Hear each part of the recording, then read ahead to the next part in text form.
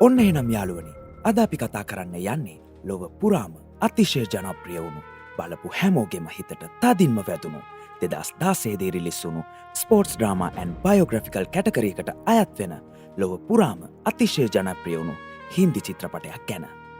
ඒ තමයි දංගල්. IMDb rating එක ගැන කතා කළොත් මේ මූවි එකට 10න් 8.4ක් වගේ ඉතා ඉහළ රේටින් එකක් ලැබිලා තියෙනවා. ඒකෙන්ම තේරෙනවා මේක කොච්චර පවර්ෆුල් ෆිල්ම් එකක්ද කියලා. මේක සාමාන්‍ය ස්පෝර්ට්ස් මූවි එකක් නෙවෙයි යාළුවනේ. මේක තාත්තෙක්ගේ හීනයක්, දියණියන් දෙදෙනෙකුගේ අරගලයක් සහ මුළු සමාජයක්ම වෙනස් කරපු ඇත්ත කතාවක්.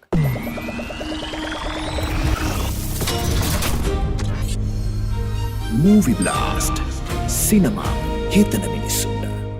කතාව පටන් ගන්නේ ඉන්දියාවේ කුඩා ගමක ජීවත් වන මහාවීර් සිං ෆොගෙට් කියන පුද්ගලයෙක්ගෙන්. ඔහු කලින් ඉතා දක්ෂ මල්ලවපර ක්‍රීඩකයෙක්. ඔහුගේ ජීවිතයේ ලොකුම හීනේ වෙලා තිබුණේ ඉන්දියාවට රන් පදක්කමක් දිනා දෙන එක. හැබැයි ජීවිතයේ ප්‍රශ්න, දුප්පත්කම සහ වගකීම් නිසා ඔහුට ඒ හීනය අත්හැරලා සාමාන්‍ය ජීවිතයක් ගත කරන්න වෙනවා. ඒත් මහාවීර්ගේ හිත ඇතුළු තිබුණු හීනය කවදාවත් මැරෙන්නේ නැහැ. ඔහු හිතාගෙන ඉන්නේ මට බැරි වුණාට මගේ පුතා මගේ හීනය ඉටු කරයි කියලා. ඒ නිසා ඔහු පුතෙක් බලාපොරොත්තුවෙන් ඉන්නවා. පිරිමි දරුවෙක් බලාපොරොත්තුවෙන් මහාවීර් ගමේ මිනිස්සු කියන එක මිත්‍යා ක්‍රම අත්අදා බලන්න පටන් ගන්නවා. හැබැයි යාළුවනේ, ඔහුට උපදින්නේ දියණියන් විතරයි. පළමු දරුවා ගීතා, ඇයත් දියණියක්. දෙවෙනි දරුවා බබිතා, ඇයද දියණියක්. තෙවැනි සහ සිව්වෙනි දරුවන්ද දියණියන්. ඒ එක් අවස්ථාවේ ඔහුගේ බලාපොරොත්තු ටිකෙන් ටික බිඳ වැටෙනවා. දැන් ඉතින් මගේ හීනය ඉවරයි කියලා ඔහු හිතනවා. ඔහුගේ සියලු බලාපොරොත්තු සුන්වීම නිසා නිවසේ බිත්තියේ ගසා තිබූ ඔහුගේ සියලු ජයග්‍රහණ පවා ඔහු පෙට්ටියකට දමනවා. හැබැයි යාළුවනි, ජීවිතේ වෙනස් වෙන මොහොතක් එනවා. එක් දවසක ගමේ කොල්ලෝ ටිකක් මහාවීර්ගේ ලොකු දුවලා දෙන්නට පිහිළු කරනවා. ඒත් මේ දෙන්න බය වෙන්නේ නැහැ. ඔවුන් ඒ කොල්ලට හොඳටම ගහලා එනවා. තම දරුවන් දෙදෙනා වෙනුවෙන් මහාවීර් එම පිරිමි ළමයාගේ දෙමව්පියන්ගෙන් සමාව ගන්නවා. සියලු දෙනා ගිය පසු මහාවීර් තම දියණියන්ගෙන් එම පිරිමි ළමයින්ට පහර දුන් ආකාරය පිළිබඳ විමසා සිටිනවා. ගීතා සහ බබිතාද එම පිරිමි ළමයින්ට පහර දුන් ආකාරය රඟ දක්වමින් පෙන්වනවා. එය දැක මහාවීර් පුදුමයට පත් වෙනවා. මේ සිද්ධිය දැක්ක මහාවීර්ට එකපාර දෙයක් තේරෙනවා. දක්ෂතාවයට ලිංග භේදයක් නැහැ කියලා. එදා ඉඳලා ඔහු තීරණය කරනවා තම දියණියන් දෙදෙනාව ඉන්දියාවේ ලොකුම මල්ලවපර ශූරියන් කරනවා කියලා. අද ඉඳන් ගීතයි බබිතයි දෙන්නම ගෙදර වැඩ කරන්න ඕමනාවක් නැහැ කියලා මහාවීර් තීරණය කරනවා. තමන්ගේ ආසාවක් හින්දා මේ කෙලිපෙටවුන් දෙදෙනාගේ ජීවිතේ විනාශ කරන්න එපා කියලා මහාවීර්ගේ බිරිඳ ඔහුට පවසනවා. නමුත් වසරක් පුරාවට තම දියණියන් දෙදෙනාව මල්ලවපර සඳහා පුහුණු කිරීමට මහාවීර් තම බිරිඳගෙන් අවසර ඉල්ලනවා. හැබැයි යාළුවනි, ඒ ගමන ලේසි ගමනක් නෙවෙයි. උදේ පාන්දර 4ට නැගිටලා දුවනවා. අමාරු ව්‍යායාම කරනවා. අච්චාරු, තෙල්, සැරකෑම ಜಾති වගේ දේවල් මේ දෙදෙනාට තහනම් කරනවා. ඒ විතරක් නෙමෙයි, මල්ලවපර කරන්න සුදුසුයි කියලා පිරිමි ළමයින්ගේ ඇඳුම් අඳින්න සිද්ධ වෙනවා.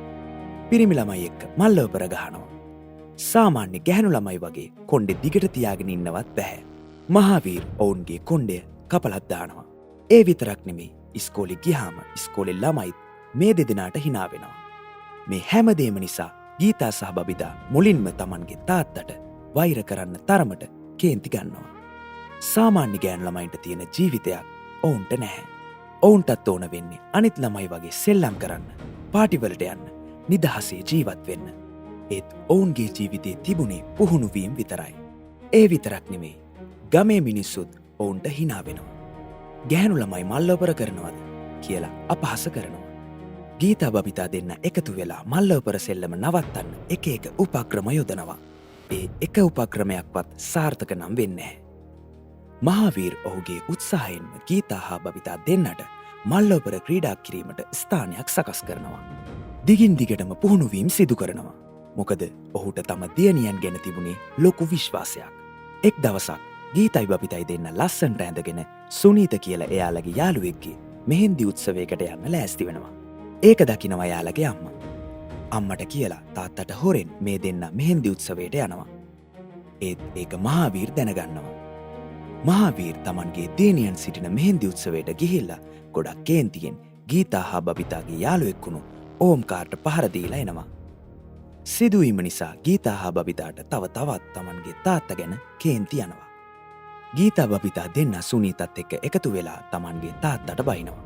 ඒත් සුනීතට තියෙන්නේ ඊට වඩා වෙනස් අදහසක්. සුනීත බලාපොරොත්තු වෙනවා එයාටත් මහාවීර් වගේ තාත්ත කෙනෙක් හිටියනම් කොච්චර හොඳයිද කියලා. අඩුම තරමින් ඔයාලගේ තාත්තා ඔයාලා ගැන හිතනවා. නැත්තම් කෙල්ලෙක් වෙලා ඉපදිච්ච වෙලාවෙ කරන්න වෙන්නේ කුස්සි වැඩ විතරයි. ගේදොර වැඩපළ විතරයි. අවුරුදු 14ක් වෙනකොට කසාදයක් කරවලා දීලා අපේ කරදරින් බේරෙන්න කවදාවත් දැකමු නැති මිනිහෙක්ට අපිව කසාද බන්දලා දෙනවා. ඊට පස්සේ ළමයි හදනවා. ඒ වෙනුවෙන් තමයි කෙල්ලෝ ඉන්නේ. අඩුම තරමේ ඔයාලගේ තාත්තා ඔයාලට දරුවෝ කියලා සලකනවා. නිහඬව ලෝකෙන් අහන ඇනුම් පද ඉවසා ගන්නවා. ඒ නිසා ඔයාලට හොඳ අනාගතයක් ලැබෙනවා කියලා සුනීත කියනවා. සුනීත කියන දේ අහගෙන හිටපු ගීතටයි බබිතටයි තේරෙනවා ඒ දෙන්න මෙච්චර දවසක් තාත්ත ගැන හිතාගෙන හිටපු මතය ගොඩක් වැරදි කියලා. එදා ඉඳන් ගීතයි බබිතයි තමන්ගේ තාත්තගේ හීනය හැබෑ කරන්න 100%ක්ම මහන්සි වෙනවා. ඒක දකින මහාවීර් පුදුමයට පත් වෙනවා. ගීතයි බබිතගේ පුහුණුවීම් ඉතාමත් සාර්ථකව සිදුවෙන නිසා මහාවීර්ට තේරෙනවා මේ දෙන්න ඉතාමත් හොඳින් සෙල්ලම් කරනවා වගේම මල්ලවපර තරඟ සඳහා මේ දෙන්න සුදුසුයි කියලා. කාලය ගත වෙද්දී ගීතා හා බබිතා තරඟවලට යන්න පටන් ගන්නවා. මුලින්ම ඔවුන්ට පිරිමි ළමයි එක්ක තරඟ කරන්න වෙනවා. ගීතා තමන් සෙල්ලම් කරපු පළවෙනි මල්ලවපර තරඟයෙන් පිරිමි ළමයෙකුට පරාද වෙනවා. ඒ පරාද වීම නිසා ගීතට ගෙදර ගිහිල්ලා රැට නිදා ගන්නවත් බැහැ. පරාජිත හැඟීම ගීතගේ හිතට තදින් වද දෙනවා. නැවතත් තරඟයක් තියෙන්නේ කවදද කියලා එයා තාත්තගෙන් විමසනවා. කොහොම හරි දිනන්නම තමයි ගීතගේ බලාපොරොත්තුව. හැබැයි ගීතා සහ බබිතා මුණ දෙන ඊළඟ කිසිදු තරඟයකින් මේ දෙන්න පරාජය කරන්න කිසිම පිරිමි ළමයෙකුට බැරි වෙනවා. ඒ නිසා මල්ලවපරවලට ගෑනු ළමයින්ට තියෙන තැන මුළු ගමින්ම ඉහළ යනවා. ගීතටයි බබිතටයි ලැබෙන පිළිගැනීම වැඩි වෙනවා. මෙච්චර කාලයක් මහාවීර්ට විහිළු කරපු මිනිස්සු එයාලගේ මහන්සියේ ප්‍රතිඵල අගය කරන්න පටන් ගන්නවා. එදා ඉඳලා ගමේ මිනිස්සුන්ගේ අදහස් ටිකෙන් ටික වෙනස් වෙන්න පටන් ගන්නවා. මුලින්ම ගමේ තරඟ, පස්සේ ජාතික තරඟ, ඊළඟට ගීතා කනිෂ්ඨ ජාතික තරඟාවලියටද සෙල්ලම් කරනවා. ඒකෙන් ගැහැණු ළමයි සමග තරඟ කරන ගීතට ඉහළ ජයග්‍රහණයක් හම්බෙනවා. කාලය ඉතා ඉක්මනින් ගෙවිලා යනවා. ගීතා කනිෂ්ඨ මට්ටමේ ඉඳලා ජේෂ්ඨ ජාතික මට්ටම දක්වා ක්‍රීඩා කරන්න සුදුසුකම් ලබනවා. එම තරඟවලත් විශිෂ්ට ජයග්‍රහණයන් ලබන ගීතා දෙස බලා මහාවීර් ඉතා සතුටට පත්වෙනවා. බබිතාද දිගින් දිගටම තමන්ගේ අක්කගේ ගමන් මග යමින් මල්ලවපර ක්‍රීඩා කරනවා. මුළු ගමේම ප්‍රසාදය සහ ගෞරවය මේ ගීතා හා බබිතාට ලැබෙනවා. අපරමිත කැපකිරීමක් කළ මහාවීරට මුළු ගමේම ගෞරවය ලැබෙනවා. තමන්ගේ හීනේ හැබෑ කරන්න ගීතට පුළුවන් වෙනවා කියලා මහාවීර් තමන්ගේ දියණියන්ට පවසනවා. රට වෙනුවෙන් රන් පදක්කමක් දිනා ගැනීමට ගීතට වගකීම බාර වෙනවා. ගීතා ඉන්දියාවේ ජාතික කණ්ඩායමට තේරෙනවා. ජාතික ශූරයක් වුණ නිසා ගීතට වැඩිදුර පුහුණුවීම් වෙනුවෙන් ජාතික ක්‍රීඩා ශාස්ත්‍රාලයට යෑමට සිදු වෙනවා. හැබැයි එතනදී කතාව වෙනස් වෙනවා. අලුත් කෝචස්ලා අලුත් ට්‍රේනින් මෙතඩ්ස් නිසා ගීතා ටිකෙන් ටික තමන්ගේ තාත්තගෙන් ඈත් වෙනවා.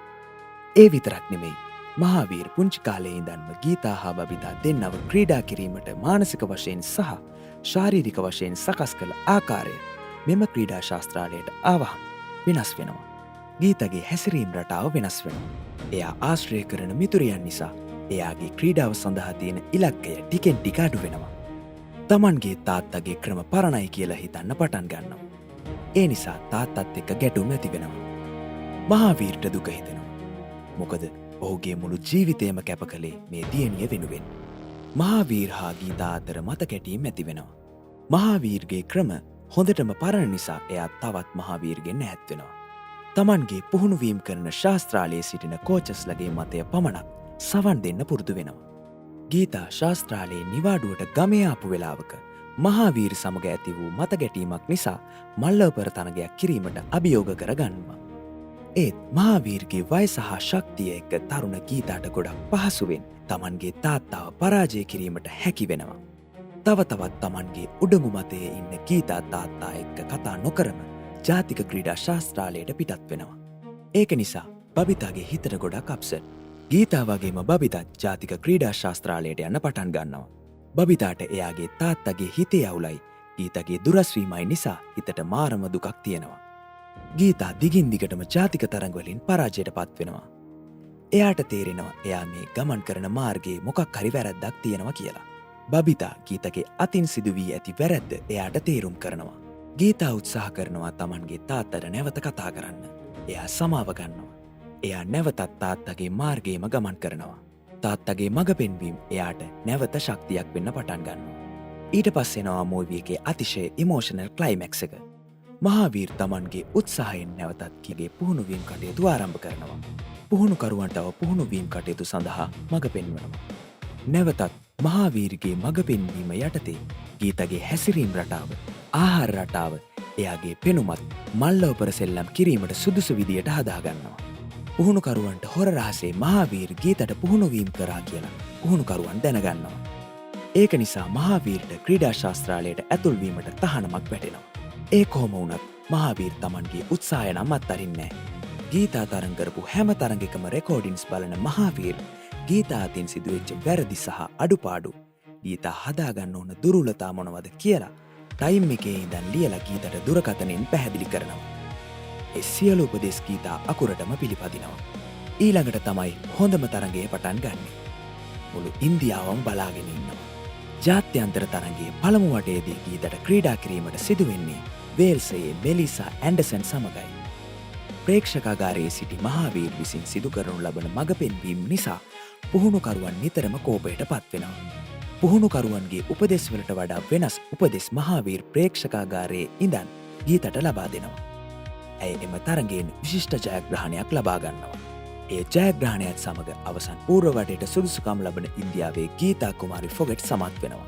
ඇයගේ ඊළඟ තරඟකාරිය වෙන්නේ නයිජීරියාවේ නයෝමි එඩ්වර්ඩ්ස්. නයෝමි ලේසි පහසු තරඟකාරියක් නෙවෙයි.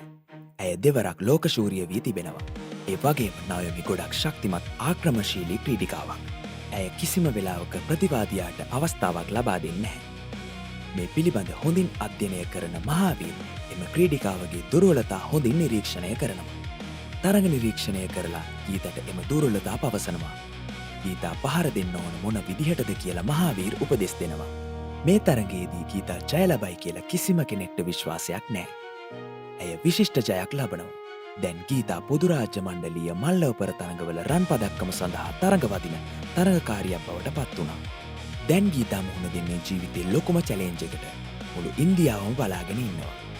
මාධ්‍ය සාකච්ඡාවලදී පවා ගීතා තමන්ගේ දියුණුවේ ජයග්‍රහණයේ ගෞරවය ලබා දෙන්නේ තමන්ගේ තාත්තට.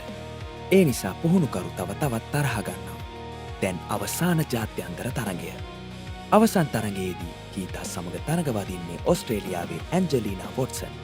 මීට පෙර ඇන්ජලිනා සමග තරඟ කරලා තියෙන ගීතා තරඟ දෙකම ඇන්ජලිනාට පරාජය වෙලා තියෙනවා. ඒ නිසා අධිවිශ්වාසයකින් ඇන්ජලිනා මේ තරඟයට ගීතා සමග තරඟ වදින්න සූදානමින් ඉන්නේ. අවසාන මහා තරඟය බැලීමට මහාවීර් පැමිණෙන විට පුහුණුකරුගේ කපටි ක්‍රියාවකින් මහාවීර්ව කාමරයක සිර කර තබනවා. ඒ නිසා මහාවීර්ට අවසාන මහා තරඟය බැලීමට නොහැකි වෙනවා. ඒත් ඔහු දුන් උපදෙස් ගීතාගේ හිතේ තිබුණා. තරඟයේ අවසාන තප්පර කිහිපය එනකොට ගීතා ලකුණු වලින් පස්සෙන් ඉන්නේ. හැමෝම හිතන්නේ දැන් ඉවරයි කියලා. හැබැයි අවසාන මොහොතේ ඇය තමන්ගේ තාත්තා කියපු දේ මතක් කරගෙන අවසාන මොහොතේ අති විශිෂ්ට ප්‍රහාරයක් එල්ල කරලා තරඟය ජය ගන්නවා. මුළු ක්‍රීඩාංගණයම කෑ ගහනවා. ඉන්දියාවේ ජාතික ගීය වාදනය වෙනවා. ඒ මොහොතේ මහාවීර්ගේ හීනය හැබෑ වෙනවා. ඔහුට බැරි වුණ දේ ඔහුගේ දියණිය ඉටු කරනවා. ඉතින් යාළුවනේ, දංගල් කියන්නේ ස්පෝර්ට් මූවී එකකට වඩා ලොකු දෙයක්. මේක ඩෙඩිකේෂන් එක ගැන, ෆැමිලි බ්ලඩ් එක ගැන සහ ගැහැණු ළමයින්ට ලෝකේ ජය ගන්න පුළුවන් කියන මැසේජ් එක ගැන කියවෙන අති සුන්දර කතාවක්. ඉතින් මේ වගේ තවත් මූවි රිවිව්ස් අහන්න කැමති නම් channel එක subscribe කරන්න. වීඩියෝ එකට like එකක් දාන්න. අපි නැවතත් සුපිරි කතාවකින් හමු වෙමු.